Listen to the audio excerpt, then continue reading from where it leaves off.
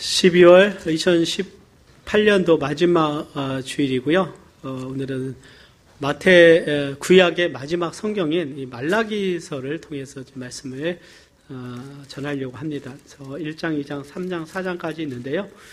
우리 말라기 1장 1절에서 우리 5절까지만 우리 다 같이 일어나셔서 우리 함께 말씀 봉독하도록 하겠습니다. 오늘 말씀을 통해서 함께 말씀 나누겠습니다. 여호와께서 말라기로 이스라엘에게 말씀하신 경고라. 그래서 가라사대 내가 너희를 사랑하였노라 하나 너희는 이르기를 주께서 어떻게 우리를 사랑하셨나이까 하는도다. 나 여호와가 말하노라. 에서는 야곱의 형이 아니냐. 그러나 내가 야곱을 사랑하였고 에서는 미워하였으며 그의 산들을 황목해 하였고 그의 산업을 광야의 실랑에게 붙였느니라. 에돔은 말하기를 우리가 무너뜨림을 당했으나 황폐된 곳을 다시 쌓으리라 하거니와 나 만군의 여호와는 이르노라. 그들은 쌓을지라도 나는 헐리라.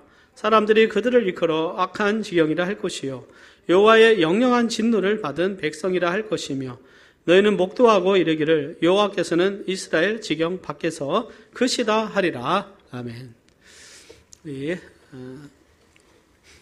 오늘은 영적 회복의 길 말라기서를 통해서 하나님께서 주신 그 메시지로 우리가 어떤 말씀을 삶에 적용해야 될 것인가 한번 그 말씀을 함께 나누고자 합니다. 아마 말라기 하면 보통 주로 설교할 때 이 11조 말라기 하면 11조를 많이 생각하실 텐데 전체적인 어떤 하나님의 메시지가 무엇이 담겨 있나 우리가 본문을 통해서 큰 영적 유익이 되리라고 믿습니다. 다 같이 기도하겠습니다. 아버지 하나님 감사합니다. 올 한 해 하나님 지켜주셨고 함께 하심을 감사합니다. 능한 손으로 하나님 우리를 붙드셨고 주님의 지혜와 명철로 우리를 인도하셨고 선한 길로 인도하셨고 푸른 초장으로 인도하신 그 은혜를 감사합니다. 오늘 말씀의 은혜가 있기를 원하고 말씀의 진리가 우리의 귀가 아닌 우리의 마음에 심겨져서 우리의 마음이 거룩해지고 정결해지고 또 하나님 보시기에 정말 거룩한 마음 되기를 원합니다. 무엇보다도 우리가 하나님 사랑하고 여호와 경외하기를 배우기를 원합니다. 인도하여 주시고 아버지의 하나님의 마음을 더 알아서 그 말씀대로 우리가 따라가며 변화되는 삶 되게 하여 주옵소서. 예수님의 이름으로 기도드리옵나이다. 아멘.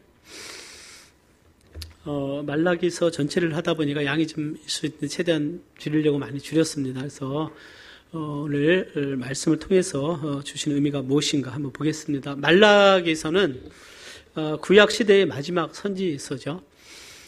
구약의 이사야부터 다니엘, 또 에스겔, 예레미야, 또 요엘, 미가, 또 여러 많은 선지자들이 하나님께서 보내셔서 그 하나님의 메시지를 전달합니다.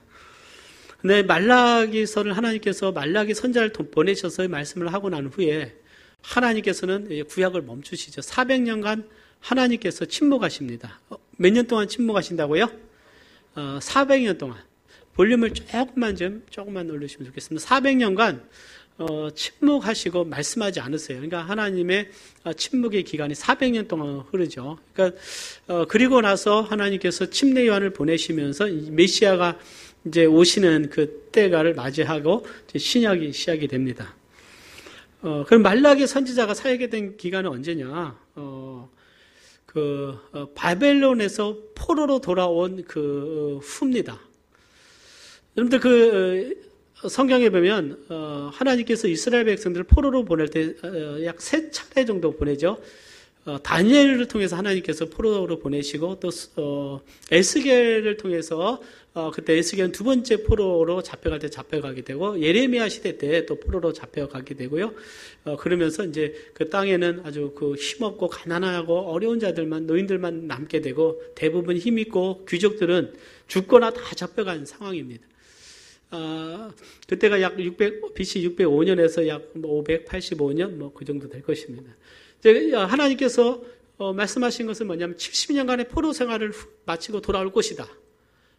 그래서 이사야 선지자를 통해서 고레스를 나의 목자 고레스를 사용하실 것이다. 이제 바사 제국, 페르시아 제국의 왕이 고레스 왕인데 고레스 왕을 통해서 하나님이 다시 돌아오게 하시다. 그래서 하나님께서 고레스 왕을 통해서 다시 돌아가게 하세요. 자, 너희 땅에 가서 너희 하나님을 예배하도록 성전을 짓고 그곳에서 살라. 이제 그것이 바로 고레스 칙령이죠.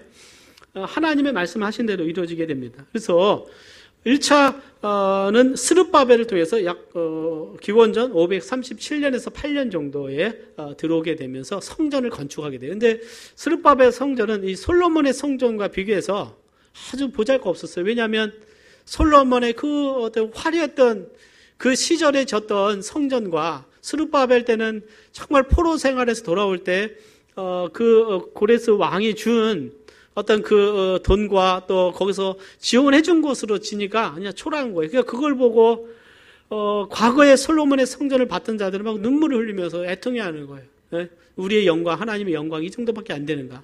그러나 또 그 새로운 세대들은 그것을 보면서 기뻐하는 거예요. 야, 이제 우리의 성전이 있고 우리가 하나님께 예배할 수 있구나. 이제 어떤 그런 만감이 교차하는 것을 보게 되죠. 2차 귀환은 에스라를 통해서 이제 다시 돌아옵니다. 2차 에스라를 통해서 다시 포로로에서 돌아오는데 에스라는 학사였어요. 제사장이었고 학사였는데 에스라는 하나님 말씀을 전합니다. 그래서 영적인 부흥을 일으켜요. 그들로 하나님의 말씀을 그런 가르치고 연구하고 가르치고 준행하기로 결단했더라. 그러면서 에스라는 말씀의 회복이고 3차가 그 느헤미야가 아닥사스다 왕 때 이제 돌아오게 되죠. 그러면서 느헤미야가 받은 사명은 성벽을 재건하라.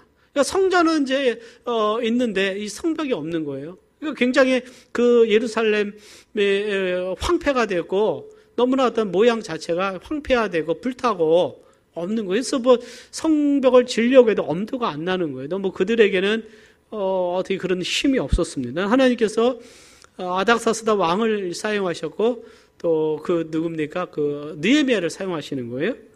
자, 느헤미야가 와서 활동했던 그 시기, 그때가 말라기 선지자가 활동했던 시기입니다.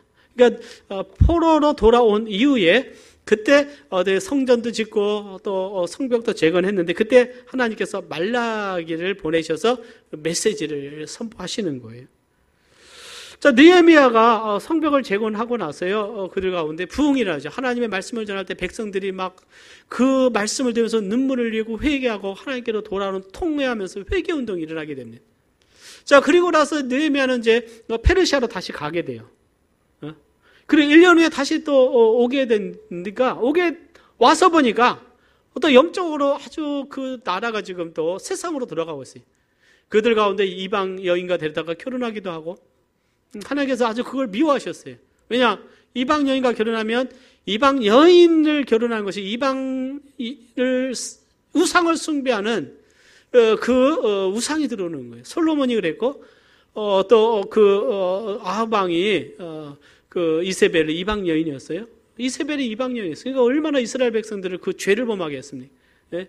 그런 일들이 또 일어나게 돼요. 그러니까 자녀들이 히브리어는 못하고 그 아스돗이나 다른 그 자기들의 어머니의 언어를 하다 보니까 그들에게 경건한 자녀들이 말씀을 배울 수가 없는 거예요. 그러니까 다시 그런 일들이 일어났을 때 에스라는 굉장히 분노하죠. 그래서 그들을 내쫓게 하고 또 느헤미야는 그들을 어떻게 합니까? 아주 책망하고 다시는 그런 일이 없도록 하나님의 말씀을 전합니다. 하나님의 성전에 제사장들이 거할 수 있는 곳을 사적인 용도로 이용하는 거예요. 도비아라고 하는 사람이 있는데 그 사람의 권력자라고 해서 방을 딱 마련해 주는 거예요. 거기 하나님의 제사장들만이 거하고 하나님의 구별된 자들만이 이 성전에서 거하고 섬길 수 있었는데 이 뭐예요? 어떤 그 사적인 용도로 이용하는 그런 일들이 막 일어나게 되는 거예요. 그리고 정말 그 이스라엘 백성들이 또 헌물과 11조를 드리지 않음으로 인해서 여러 가지 있습니다. 안식일 날 또 일을 하게 돼요. 안식일을 거룩히 지키라고 했는데 자, 느헤미야가 이스라엘 백성들이 포로 생활 가고 하나님의 심판을 받은 것은 율법을 하나님 말씀 어기고 안식일을 범하고 우상을 숭배한 건데 그걸 깨닫지 못하고 또 일어나니까 느헤미야가 어떻게 굉장히 그 부분에 대해서 굉장히 분노하게 되고 책망하게 됩니다. 자, 이런 시대의 배경을 가지고 하나님께서 말라기 선지자를 보내시면서 하나님의 메시지를 딱 전하고 침묵하시는 거예요. 침묵하시고 이제 하나님의 메시아 약속된 그리스도를 하나님께서 400년 후에 보내주시는 것입니다. 자, 이 말씀이 우리에게 의미가 있는 것은 뭐냐? 우리도 하나님의 성전을 예배당을 건축을 했습니다. 그러나 하나님은 이 성전보다도 더 중요한 그 이스라엘 백성들의 마음이셨다는 거예요. 그런데 우리는 이 건물에 만족하면 안 된다는 겁니다. 이것은 하나님께서 우리를 섬기도록 은혜를 주셨다면 우리의 마음이 하나님께로 돌아가야 된다. 우리의 마음이 어떤 마음이냐? 저는 최근에 하나님께서 이 마음속에 주신 것이 우리의 heart, 우리의 마음이 하나님이 거하시는 곳인데 이 마음의 거룩과 정결이 굉장히 중요하다는 사실을 깨닫습니다. 그래서 우리의 영적 전쟁은 우리의 마음속에 있어요. 어떤 우리 행동 속에 나타나는 것이 아니라 우리의 생각과 마음 속에 있어서 여러분들 우리의 마음이 하나님의 거룩함과 기뻐하시는 은혜가 있어야 되고 정말 우리의 마음 속에 거하시는 하나님과 영적인 교류가 있어야 되는 것입니다. 그러니까 마음이 정결하고 깨끗하면 우리의 삶이 깨끗해질 것이고 우리의 마음이 겸손하면 겸손해질 것이고 마음으로 하나님을 사랑하면 사랑하게 됩니다. 근데 우리 이 자리에 나오신 분 중에 마음이 어떻게 일주일 동안 하나님 말씀 한 번도 읽지 않고 기도하지 않다고 교회 가야지, 교회 가는 날 이렇게 와서 앉아있는 경우가 있어요. 마음은 하나님께로 향하지 않는 경우가 있다.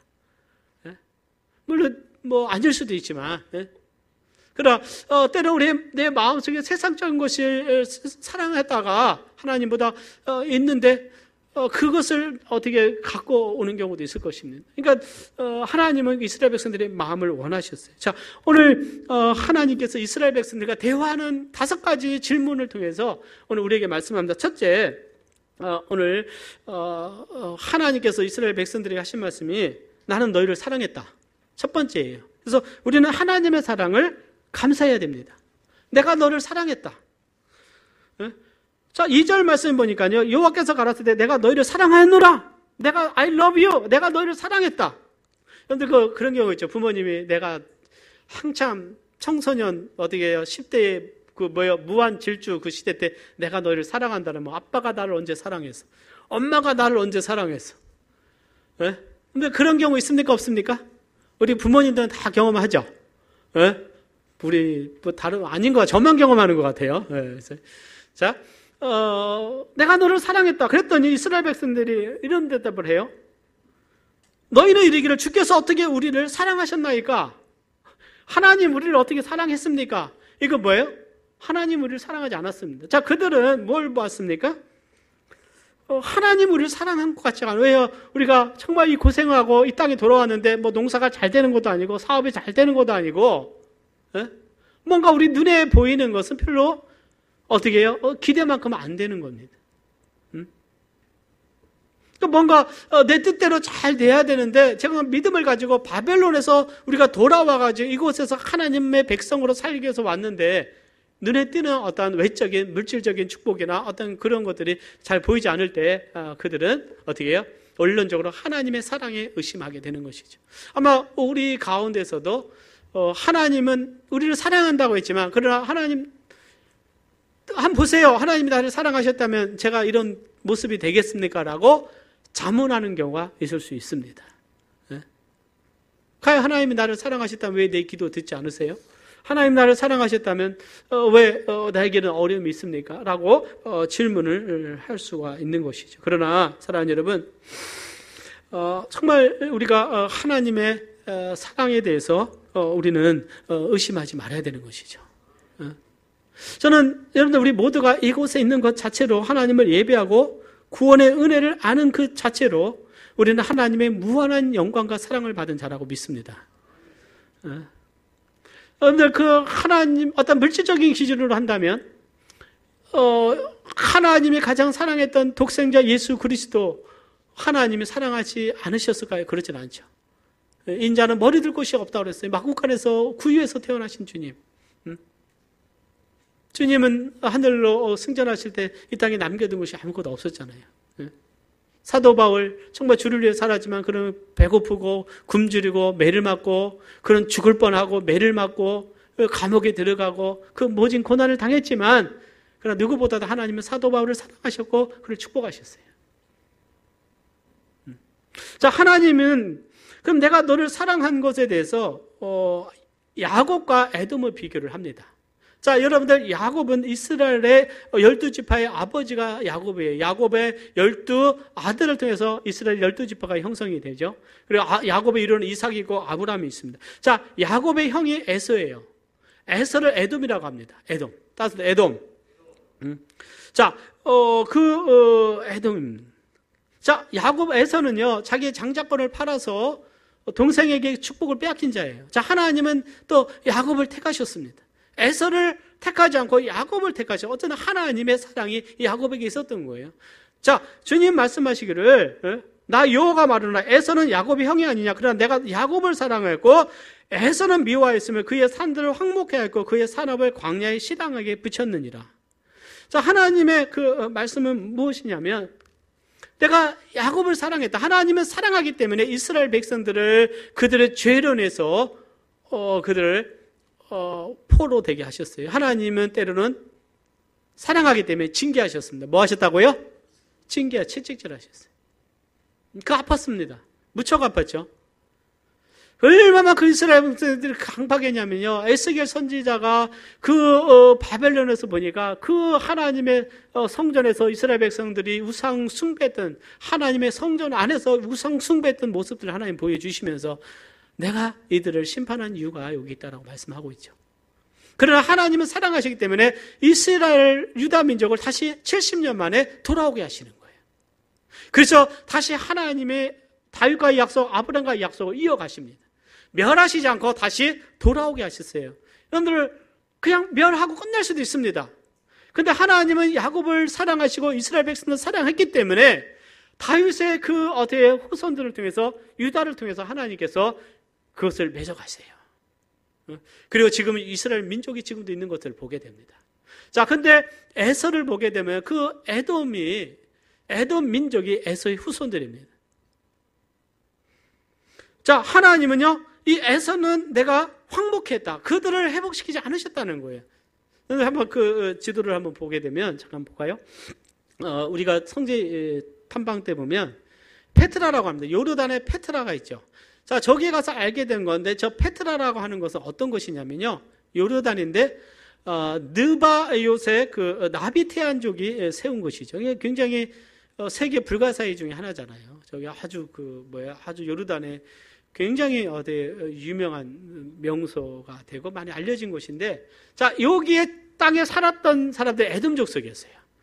에서의 후손은 에돔 족속입니다. 그러니까 이 땅이 지금 빨갛잖아요. 그 에돔은 붉은이라는 뜻이거든요. 그러니까 이 에돔 족속이 이곳에 살았는데 하나님께서 에돔 족속이 그 선지자를 통해서 오바댜 선지자를 통해서 하나님이 에돔을 심판을 명하시는. 왜 그러느냐? 왜 그런지 아세요? 느부갓네살 왕이 이스라엘 백성들 공격할 때 이 에돔 족속 와서 도와줘요. 형제를 도와줘야 되는데, 이스라엘 백성을 도와줘야 되는데, 바벨론 편에 있어서 이스라엘 백성을 공격한 것에 대해 하나님께서 책임을 물으신, 그 죄에 대해서 책임을 물으시고 내가 너를 멸하겠다. 그래서 느바요 쪽을 통해서 멸하십니다. 그래서 그 땅을 잃어버리고요, 이두메라고 유다 남쪽에 가게 되는데, 나중에 느바요 족속에서 나바티안 쪽에서 그곳에서 땅을 잃어버리고 에돔이라는 나라는 없어져 버립니다. 이 땅에서 하나님께서 황무케 하셨어요. 자, 내가 너를 사랑한 증거는 너희의 형인 에서는 이렇게 내가 멸하지만은 내가 너희를 사랑했다. 하나님의 사랑을 보여준다는 것이죠. 다시 그들에게 아픔이 있었지만 다시 회복시키시는 하나님의 은혜가 있었음을 보게 됩니다. 하나님 사랑하신 거예요. 자, 하나님의 그 사랑은요, 계속해서 그 축복과 은혜가 우리에게 지금 흘러갔어요. 자, 여러분들 요한일서 3장 1절 우리 보게 되면 우리 같이 한번 봉독해 보겠습니다. 시작. 보라, 아버지께서 어떠한 사랑을 우리에게 주사 하나님의 자녀라 일컬음을 얻게 하셨는고 우리가 그러하도다. 그러므로 세상이 우리를 알지 못하면 그를 알지 못함이니라. 하나님의 사랑을 부어주셨는데 그것은 예수 그리스도를 통해서 우리에게 주신 하나님의 사랑입니다. 그래서 우리는 세상 가운데 방황하고 어두운 가운데 죄악 가운데 멸망당하고 죄의 저주 가운데 하나님의 진노의 심판을 받을 마땅한 존재지만, 하나님이 야곱 이스라엘 백성들을 사랑하듯 나를 사랑하셔서 하나님의 영원한 언약의 자녀로 삼아주셨어요. 그래서 말라기는 언약의 사자, 예수 그리스도를 언약의 사자라고 명시하고 있습니다. 언약을 이루시는 분, 약속을 이루시는 분, 그렇기 때문에 여러분들 우리는 때는 잘못할 수 있지만은 그러나 하나님은 우리와의 그 언약을 맺으셨어요. 내가 너를 영원한 자녀로 삼으시겠다. 우리를 포기하지 않으시고 우리를 하나님의 영원한 천국으로 인도하신 줄 믿습니다. 그리고 우리를 자녀에서 나를 멀리 떨어뜨리시는 분이 아니라는 거예요. 내가 너를 잘못했지. 너 1년 동안 교회 안 나왔지. 너 2년 동안 교회 안 나왔지. 너 세상 건데 방황하지. 하나님은 에덴과 같이 너는 안 되겠다라고 하지 않고요. 예수님 보혈 아래 있는 자들 구원하셔서 영원한 하나님의 자녀로 삼으시고 또 잘못하면 좀 어떻게 채찍질도 하시고 징계도 하시면 돌아오게 하시고 하나님이 너 안 되겠다. 너 그냥 먼저 천국에 와야 되겠다. 하나님은 우리를 어떻게 해요? 사랑하시는 분이시다. 그래서 우리를 향한 내 자신을 향한 나를 향한 하나님의 사랑을 우리는 의심하지 말아야 될 줄 믿습니다. 하나님은 나를 사랑하시는가? 거기에 대해서 하나님은 우리를 사랑하신다고 말씀하고 있는 거예요. 두 번째입니다. 두 번째 말라기를 통해서 주시는 그 말씀은요. 내 이름을 멸시하는 제사장들에 대해서 책망하세요. 아니 이스라엘 백성들이 하나님의 이름을 멸시하고 있어요. 그런데 그것이 가능합니까? 하나님을 멸시한다. 자, 하나님을 멸시한다. 두 번째는 우리는 하나님을 경외해야 됩니다. 자, 하나님을 멸시한다고 해서 이스라엘 백성들이 하나님 이름을 향해서 하나님을 저주하고 하나님을 향해서 막말하고 하나님에 대해서 막 어떻게 화내고 그런 타입이 아니에요. 자, 여러분들 이스라엘 백성들이 어떻게 멸시하냐? 그러면서 1장 6절에 보니까요. 자, 1장 6절 같이 봉독해 보겠습니다. 시작. 내 이름을 멸시하는 제사장들아, 나 만군의 여호와가 너에게 이르기를 아들은 그 아비를 종은 그 주인을 공경하나니 내가 아비일진데 나를 공경함이 어디 있느냐? 내가 주인일진데 나를 두려워함이 어디 있냐 하니 너는 이르기를 우리가 어떻게 주의 이름을 멸시하였나이까 하는도다. 자, 하나님은 내가 나를 멸시하지 않느냐? 아들이 아버지를 공경하고 종은 그 주인을 여기에 두려워한다는 의미를 원어적인 측면으로 리스펙트, 존중한다. 따라서 존중한다. 존중하는데 아니 종이 그 주인을 향해서 함부로 말하는 사람이 있습니까? 항상 어떻게 해요? 주인됨을 존중하는 거예요. 아들은 부모를 존중합니다. 부모한테 막말하는 자녀들이 있어요? 없어요. 근데 이 자녀들이 이스라엘 백성들이 하나님은 내가 너희 아버지인데 왜 나를 이렇게 멸시하느냐? 아니 우리가 어떻게 멸시했습니까? 멸시한 적 없습니다. 라고 말할 때 하나님의 응답이 무엇이냐? 자, 주님 이런 말씀을 했어요. 너희들이 나한테 제사를 드려요. 여러분들 구약시대 때 이스라엘 백성들이 하나님께 나올 때는요. 뭘 갖고 나왔냐면 제물을 가지고 나왔어요. 뭘 가지고 나옵니까? 제물을 가지고 나와요. 양이나 염소나 하나님께서 정하신 것을 가지고 제물을 가지고 나옵니다. 가난한 자는 비둘기를 가지고 나왔어요. 그래서 모든 자들이 하나님께 나오도록 했습니다. 자, 그들이 나올 때 하나님은 흠이 없는 것으로 드려라. 그 예물이 소의 번제물 흠 없는 수컷으로 드리라. 따라서 흠 없는 회막문에서 여호와 앞에 연락하시도록 드릴지라. 그러니까 제물을 드릴 때요. 이것이 하나님께 연락이 돼야 돼요. 레위기 22장 20절에 보면 무릇 흠 있는 것을 너희는 드리지 말 것은 그것이 연락되지 못할 것임이니라. 흠 있는 것들은 하나님 받지 않으신다. 자, 흠 있는 것이 뭐냐? 하나님께서 말씀하시기 너희들이 제사장들이 가져오는데요. 눈먼 것, 저는 것, 병든 것으로 가져온다. 자, 자기 집에 양이 있고 소가 있어요. 때는 집집마다 우리가 있었어요. 자, 그 중에 때는 내가 그것이 없다면 가서 사다가 값을 주고 사다가 하나님 앞에 제물을 드리는데 그 중에 성한 것은 내가 이걸 나중에 갖다 팔아야지. 아유, 내가 지금 바벨론에서 와서 저 어려운 때 이제는 경제적으로 기초를 놓는데 하나님께는 가야 되겠고 그러면서 상품 가치가 없는 거, 팔 수 없는 거, 이것을 가지고 하나님께 가져오는 거예요. 자, 예를 들어서 우리가 만제도 우리 이장님도 계시지만 좋은 생선들은 어디입니까? 다 서울로 많이 간다고 하더라고요. 좋은 상품 가치가 높은 거. 또는 일본으로 외국으로 이제 사업하는 분은 가기도 하겠지만 그러면 흠이 있고 한 거는 그냥 우리 가족이 먹자 그러잖아요. 팔 수 없는 거. 근데 하나님께 가져오는데 흠이 있는 거, 저는 거, 눈먼 것으로 가져오고 심지어는 도적질해서 가져오는 거예요. 도저 나머지 가서 도적질해서 하나님께 가지고 하나님은 다 보고 계시는데 너희가 이렇게 나를 멸시하냐. 우리가 어떻게 하나님 멸시했습니까? 자, 하나님 이걸 총독에게 가져가 봐라. 총독이 받겠느냐? 그리고 하나님 말씀은 이 성에 성전문을 닫았으면 좋겠다. 차라리 이것을 드리지 않았으면 낫지. 내가 받지도 않는 것을 왜 자꾸만 상한 것을 가져다가 내 앞에 제물로 드리느냐. 하나님은 그렇게 말씀하시면서 너희가 나를 멸시하는도다. 우리가 하나님 앞에 나올 때 우리들의 모습이 과연 하나님의 이름을 내가 경외하는 마음으로 나오는가? 한번 우리 자신들을 돌아봐야 돼요. 우리가 하나님 앞에 물질을 드리고 할 때 정말 최선을 모습으로 드리는가? 아니면 다 쓰고 남은 거 가지고 오늘은 없다. 이번 달은 내가 안 되겠다. 그것이 그냥 내 거 다 쓸 거 쓰고 하나님 앞에 예비하지 않는 거예요. 하나님이 내가 정말 멸시받았다 느낄 정도로 이스라엘 백성들은 하나님에 대해서 소홀히 했다는 것을 말씀하고 있는 거예요. 그 하나님이 말씀하고 더 이상 이스라엘 백성들에게 더 이상 선지자를 보내주지 않습니다. 하나님을 경외한다는 것은 우리의 마음을 다해서 하나님을 사랑하는 것입니다. 적어도 하나님을 경외하는 자는 이 말씀을 읽는 자예요. 말씀을 읽습니다. 말씀 속에서 하나님의 뜻을 발견합니다.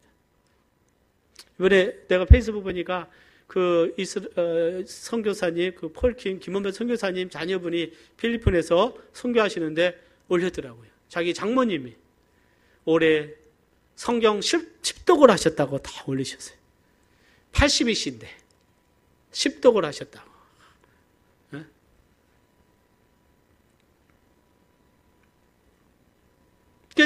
한 말씀 한 말씀에 다 하나님 말씀이 녹아져 있어요. 시편 한 말씀 한 말씀 하나님의 마음이 녹아져 있습니다. 선지서를 보면 하나님의 마음이 녹아져 있어요. 우리는 그 말씀을 내 마음에 새겨야 된다.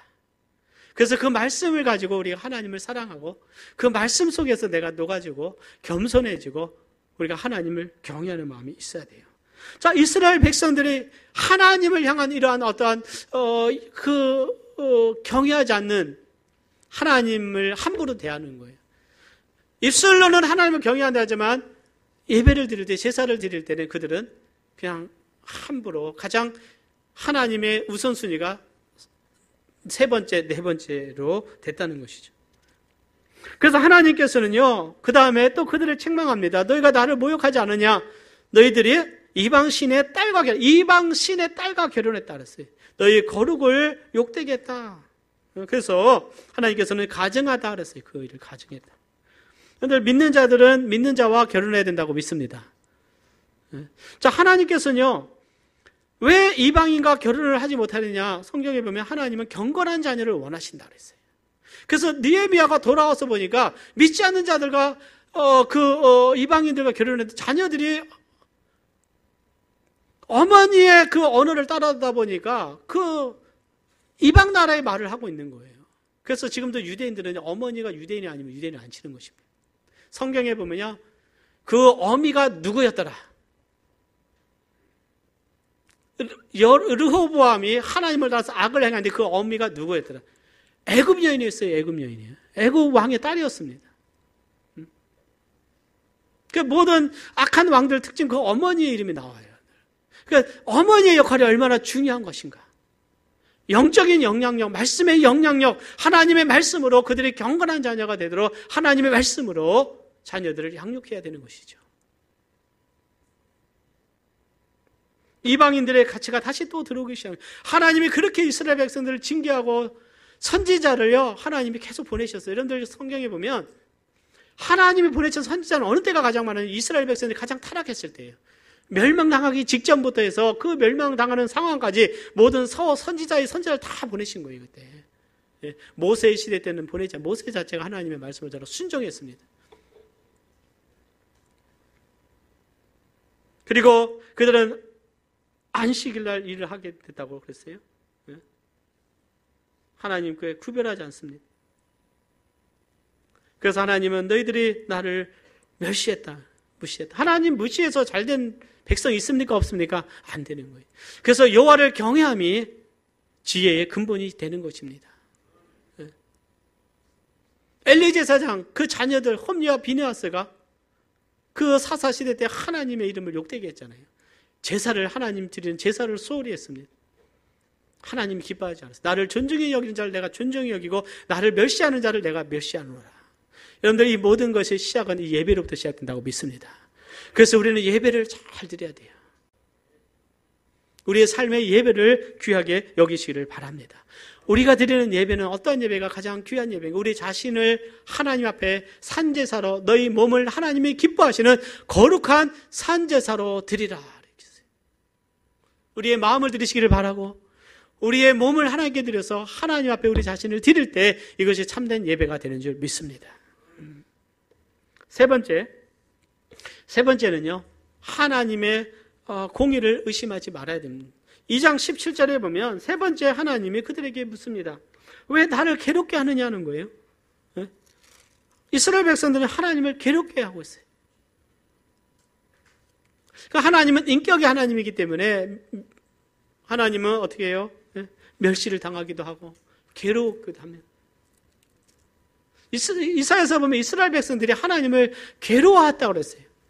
하나님을 괴로워한다. 너무나 육적으로 변하면 하나님이 내게 괴로워지게 되는 것이 됩니다. 너무나 세상을 사랑하게 되면 그럴 수 있다는 것이죠. 우리의 영적인 존재이기 때문에 우리의 영이 거룩한 영이 성령에 충만해서 하나님을 기뻐하고 찬양이 감동 있고 하나님의 은혜와 사랑이 흘러넘치는 귀한 삶이 되시기를 바랍니다. 자, 이스라엘 백성들이 말합니다. 우리가 어떻게 여호와를 괴롭게 하였나이까? 라고 물어요. 자, 그들의 답은 뭐냐면 하나님의 공의가 어디 있느냐 그랬어요. 너희가 말하기를 모든 행악하는 자는 여호와의 눈에 선이 보이며 그에게 기쁨이 된다 하며 또 말하기를 공의의 하나님이 어디 계시냐 그랬어요. 때로는 어떤 그 악한 일들이 막 일어나게 되는 거예요. 오늘날도 제3세계에 보면 시리아나 아프리카에 보면 정말 그 어떤 하나님의 사람들이 순교당하는 그런 아픔이 있고요.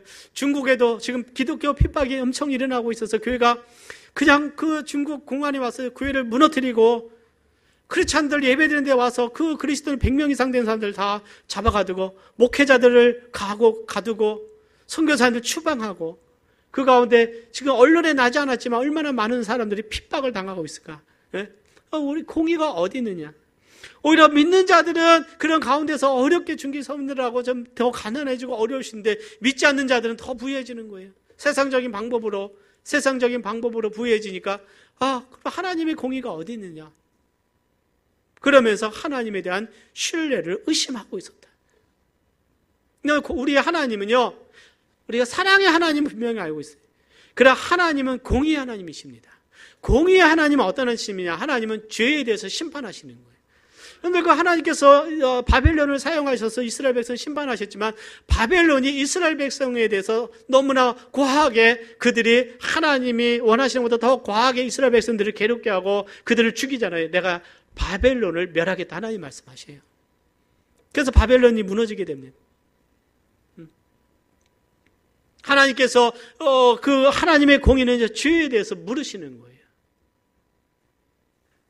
그래서 우리는 죄에 대해서 함부로 어떻게 보면 내가 그것을 행할 때 아무렇지도 않다 생각하시면 안 되는 거예요. 하나님은 때가 있습니다. 때가 있어요. 특별히 하나님께서 말씀해 내가 이스라엘을 이렇게 심판했는데 이스라엘의 죄를 해서 이스라엘 심판했는데 하나님의 자녀라도 백성이라도 심판했는데 이방 민족들에 대한 심판이 어떠하겠느냐 하나님 그런 말씀하시는 거예요. 하나님의 심판은 아버지의 집에서 시작된다고 말씀하고 있잖아요. 자, 그러면은 하나님은 하나님의 때에 이 모든 세상의 죄와 악에 대해서 심판하실 그 날이 있음을 우리가 믿습니다. 그때가 이 땅에 이 시대에 일어날 수도 있어요. 하나님께서 여러 가지 모양으로 지금도 어떻게 합니까? 그것에 하나님 벌을 내리시겠죠. 그러나 궁극적으로는 하나님의 심판대에 있는 것이죠. 그래서 성경은 말하기를 만군의 여호와가 이르노라 보라 내가 내 사자를 보내리니 우리 3장 1절을 보면요. 그가 내 앞에서 그 길을 예배할 것이다.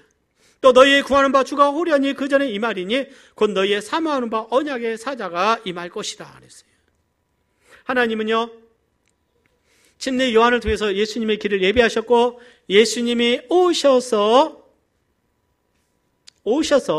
우리의 죄를 위해서 속죄하셨습니다. 그리고 주님은 다시 오셔서 양과 염소를 구분하시고 하나님께서 염소를 심판하신다고 말씀하셨고 하나님의 심판대에 앉아서 모든 죄에 대해서 심판하신다고 말씀하고 있어요. 궁극적인 심판은 영원한 지옥불에서 하나님의 심판이 임하게 될 것입니다.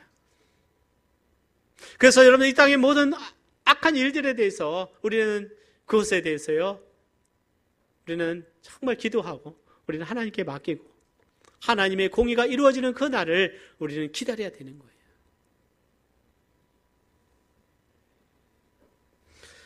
말라기 3장 5절 보겠습니다. 말라기 3장 5절에 보면 하나님께서 특별히 이 부분에 대해서 심판하실 것을 말씀하죠. 시작. 우리 있습니다. 시작. 내가 심판하러 너에게 임할 것이라. 술수하는 자에게와 간음하는 자에게와 거짓 맹세하는 자에게와 품꾼의 싹에 대하여 억울케 하며 과부와 고아를 압제하며 나그네를 억울케 하며 나를 경외하지 않은 자들에게 속히 증거하리라. 만군의 여호와가 말하였느니라. 하나님께서요, 술수와 간음과 거짓 맹세, 이러한 것에 대한 대가를 지불하지 않고 과부와 고아를 압제하고 나그네를 억울케 하고 하나님을 경외하지 않는 자들에게 내가 임할 것을 심판하실 것이다 말씀했어요. 자, 여러분들, 우리가 보통 이야기를 우리는 죄로부터 구원을 받았기 때문에 모든 것에서 우리는 자유하다고 생각할 수가 있어요. 물론 하나님 우리를 자녀로 삼았지만 하나님의 자녀이기 때문에 우리는 세상보다 율법보다 더 나은 하나님의 사랑과 말씀을 가지고 우리는 더 주님을 닮아가는 삶이 되어야 될 줄 믿습니다. 때로 너무 죄에 대해서 민감하지가 않은 거예요. 내가 죄를 범하고도 내가 죄를 짓고도 그것에 회개가 없어요. 오늘 이 시대의 문제가 뭐냐면 회개가 사라졌다는 거예요. 우리의 마음이 우리가 거룩해지고 하나님의 영광으로 충만하기 위해서 내 마음이 거룩해져야 되는데 우리는 하나님 앞에서 내 마음을 치고 마음을 기경하고 하나님께로 돌아가야 됩니다. 네 번째로 우리는 하나님께로 돌아가야 된다. 자, 내게 더 있어. 하나님께서 3장 7절에 보면 이런 말씀해 주세요. 만군의 여호와가 이르노라. 너희 열주의 날로부터 너희가 나의 규례를 떠나 지키지 아니하였도다. 하나님의 말씀을 떠나 지키지 아니하였어요?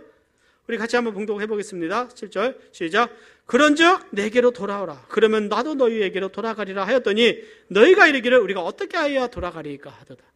자, 내게 이제 돌아오라. 지금까지 너희 그 열조부터 너희들 조상 때부터 하나님의 말씀을 떠나서 지금까지 돌아오지 않았다. 그런즉 이제 너희들은 내게로 돌아오라. 마치 탕자를 향해서 아버지가 기다리듯이 돌아오라. 그럼 내가 너희로 돌아가겠다. 내가 다시 너희를 사랑하고 내가 너에게 복을 주겠다. 내가 너희로 가겠다. 이스라엘 백성은 내가 그러면 어떻게 돌아갈까요? 이런 질문을 던지는 거. 어떻게 돌아갈까요? 내가 어떻게 돌아가겠습니까? 여러분들, 때는 우리에게 정말 하나님 앞에요 돌아가고 싶을 때가 있어요. 때는 예배도 잘 드리고 기도도 하고 이제는 내가 말씀에 순종해야지 돌아가야 된다. 그런데 하나님께서는요, 돌아오는 것에 대해서 이런 말씀하시죠. 너희가 성전에서 예배를 잘 드리고 그 말씀이 아니라 8절에 보니까 하나님 말씀. 사람이 어찌 하나님의 것을 도적질 하겠느냐. 자, 우리가 계산할 것이 있다. 자, 도적질하는 자와 그 도적질 당한 자와 관계가 회복이 되려면 어떻게 해야 됩니까? 도적질한 것을 가지고 와야 돼요. 내가 다 도적질하면서 우리 잘 지내면서 할 수가 없는 거예요. 하나님이 나의 것을 도적질하고 그러나 너희는 나의 것을 도적질하여 말하고도 우리가 어떻게 주의 것을 도적질하였나이까 하도다. 이는 것 11조와 헌물이라 그랬어요. 자, 하나님의 것을 내가 도적질했는데 우리가 어떻게 하나님의 것을 도적질했습니까? 하나님은 너희들이 11조를 드리지 않는다. 자, 11조는 하나님의 것이다. 따라서 11조는 하나님의 것이다. 하나님의 것을 하나님께 드리는 거지 내 것을 하나님께 드리는 게 아니에요, 여러분. 그래서 내가 내 걸 하나님께 드리면서 내가 11조를 드릴 때 그걸 대단하게 생각하는 거예요.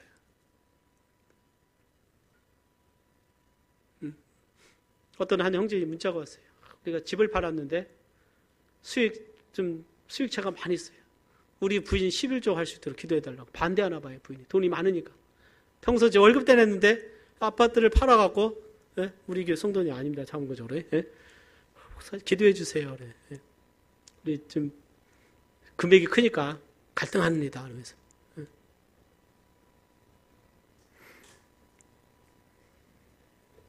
11조는 하나님의 것입니다. 하나님의 것이. 하나님께서 나에게 주신 물질의 복의를 말하고 있어요. 자, 하나님께서 왜 그러면은 하나님께서 11조를 드리게 했느냐? 저는 이 말씀을 보면서 하나님께서 뭐라고 말씀하셔요? 내가 너에게 복을 주겠다. 하나님께서는 하나님의 것을 드리는 믿음을 통해서 하나님께서 우리에게 복을 주시기 위한 통로다. 하나님이 우리를 축복하기 위해서 하나님은 우리에게 11조를 명하셨다고 믿습니다.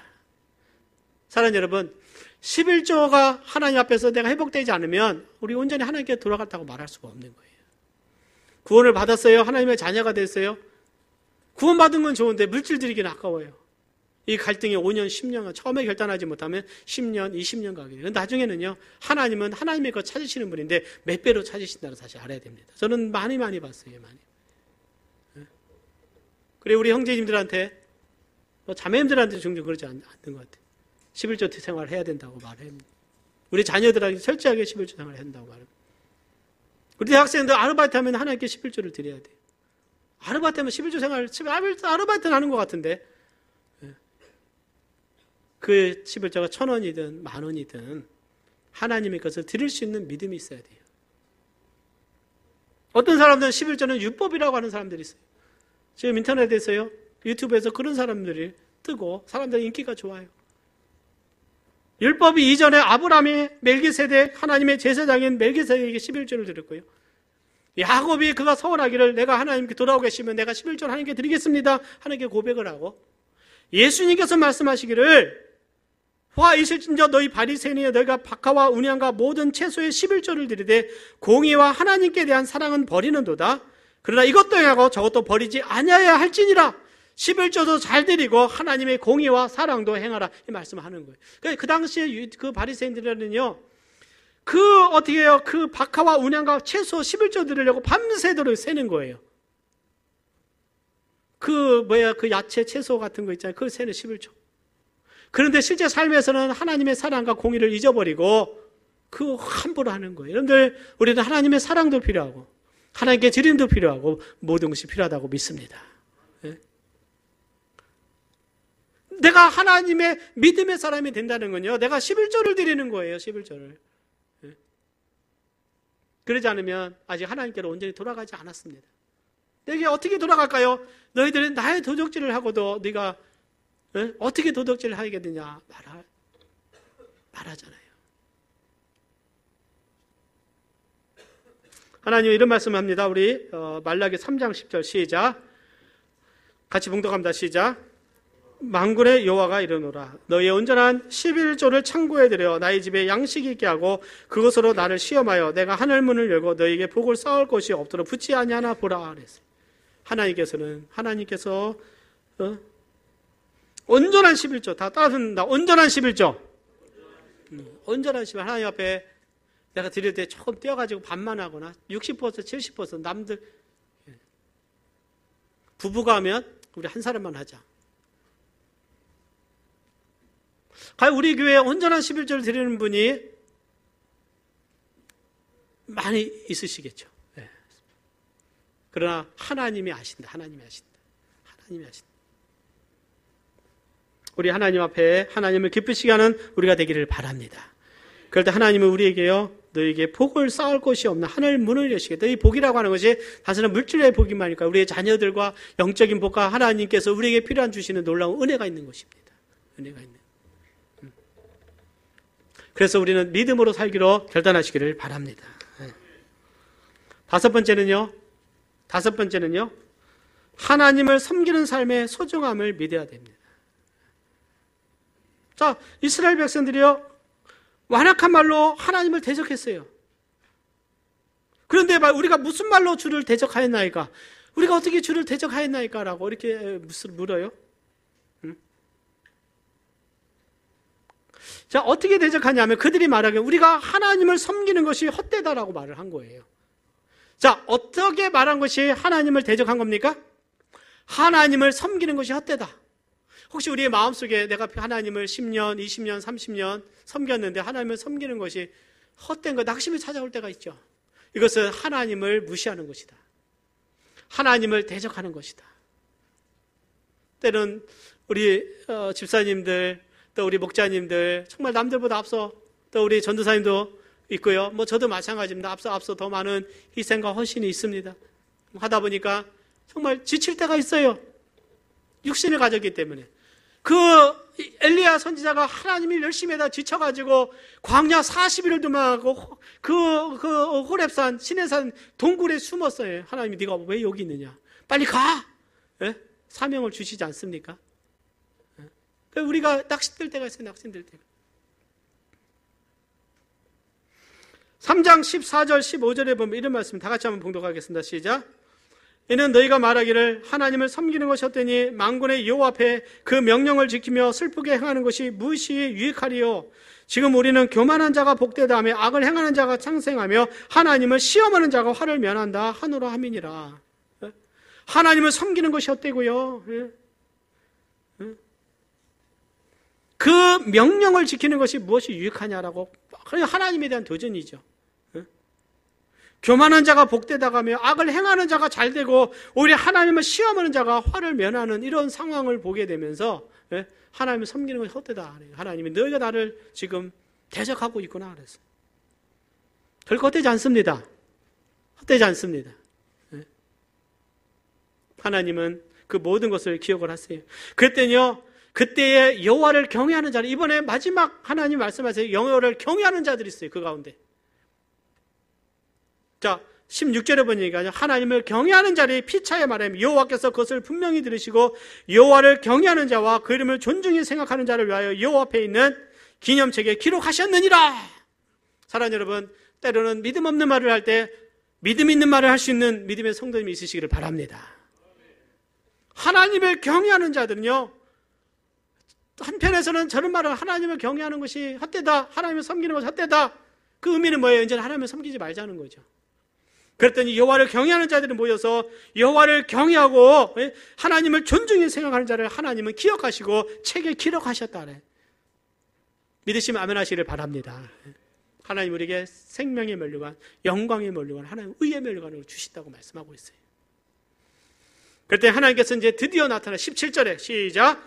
만군의 여호와가 이르노라. 내가 나의 정한 날에 그들로 나의 특별한 소유를 삼을 것이요.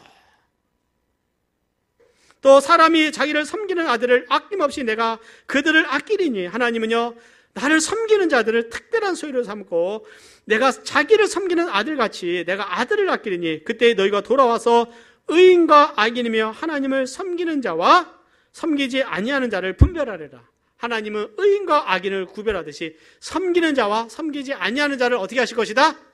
구별할 것이다. 하나님은 구별해서 하나님께서 상급을 주실 것을 말씀하고 있어요. 그래서 신약 메시지를 통해서는 그 수고가 헛되지 않는다. 나를 위하여 의의 면류관이 예비되어 있다. 사랑하는 여러분, 우리가 그 표대를 향해서 함께 달려갈 수 있는 오늘 저와 여러분 되시기를 바랍니다. 헛되지 않아. 이사야 선지자 60년 동안 하나님 말씀을 전했어요. 근데 그런 마지막에 그 악한 왕에 의해서요, 므낫세 왕에 의해서요, 그 역사에 의하면 성경에 나오지 않았지만 톱으로 썰음을 당했다고 그래요. 그것에 대해서 그 수고가 있습니다. 그 히브리서 11장에 그것이 기록되어 있습니다. 하나님의 말씀을 60년 동안 전했어요. 그런데 그는 그런 비참한 최후를 맞이했지만 하나님은 다 보상하신다. 예레미야 선지자, 그도 어떻습니까? 그 수십 년을 하나님의 말씀 전했어요. 근데요, 그 역사에 보면 예레미야도 그 돌에 맞아서 죽었다 그래요. 믿지 않는 자들에 의해서.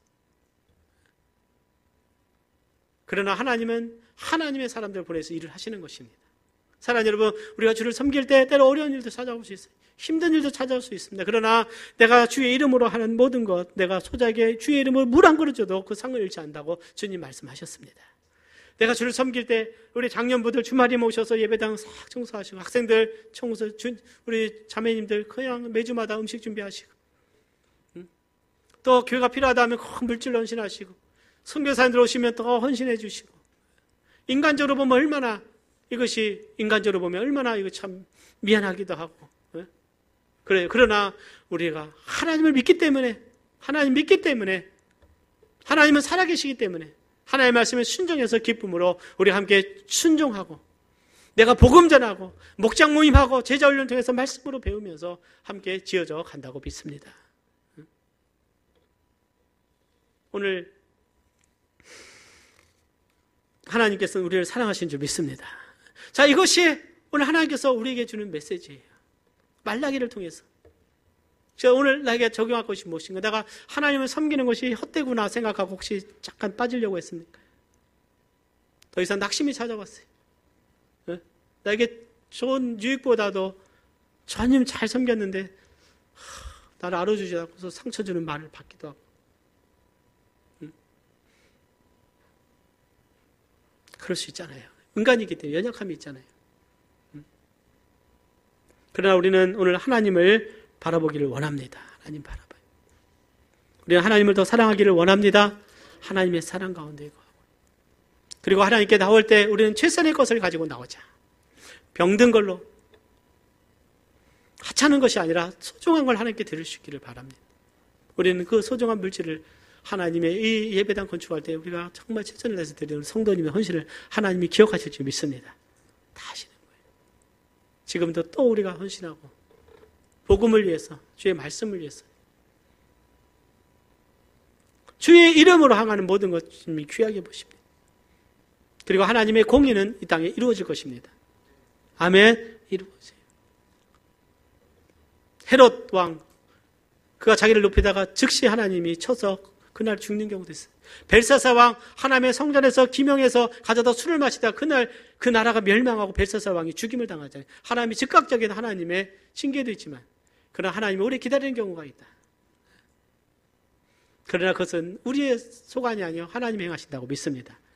우리가 세상의 물질이나 세상을 바라보지 말고 우리는 주님 바라보면서 주님 앞에 믿음으로 살아가기를 원합니다. 근데 한번 마지막 볼까요? 4장 1절 말씀, 1절, 2절 말씀 읽고 우리가 마무리하겠습니다. 시작. 만군의 여호와가 이르노라. 보라, 극렬한 풀무불 같은 날이 이르니 교만한 자와 악을 행하는 자는 다 초계가 될 것이라. 그 이르는 날이 그들을 살라 그 뿌리와 가지를 남기지 아니할 것이로되 내 이름을 경외하는 너희에게는 의로운 해가 떠올라서 치료하는 광선을 바라느니 너희가 나가서 외양간에서 나온 송아지같이 뛰리라 하랬습니다. 하나님을 경외하지 않는 자들에게, 하나님을 떠난 자들에게, 죄인들에게 하나님은 그렇게 극렬한 풀무같이 그들을 심판하실 그날이 있을 것이지만 하나님을 경외하는 우리는요 의로운 해가 떠올라서 우리를 치유하고 회복시키고 정말 우리와 함께 하시는 은혜가 있습니다. 하나님을 경외하는 우리가 되기를 바랍니다. 우리 다 같이